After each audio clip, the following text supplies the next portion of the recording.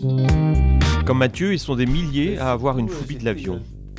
Après avoir suivi un stage à Toulouse pour vaincre sa peur, lui a su la dépasser. Il a repris l'avion et a été agréablement surpris par des membres d'équipage aux petits soins.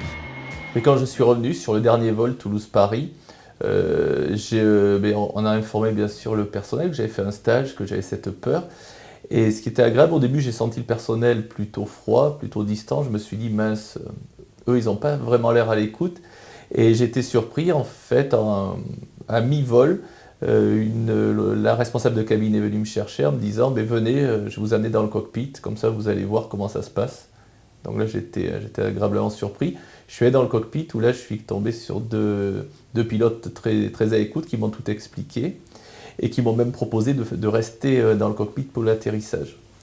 Donc ça c'était vraiment très intéressant, très instructif. Ça a permis de voir comment ça se passait. C'était loin de mon imagination. C'était pas du tout comme ça que je le voyais. Eux, simplement, ils faisaient leur rôle, guidés par pas mal d'éléments que la machine, en fait, que l'avion leur dictait. Eux, ils suivaient les consignes. C'était quelque chose qui était vraiment très bien huilé. Et bon, après, j'ai fait atterrissage et c'était vraiment appréciable.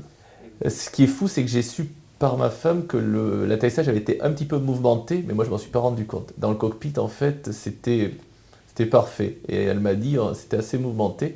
Mais pour moi, comme j'étais dans le cockpit, effectivement, ça bougeait. Mais comme j'ai pu voir comment ça se passait, pour moi, c'était parfait.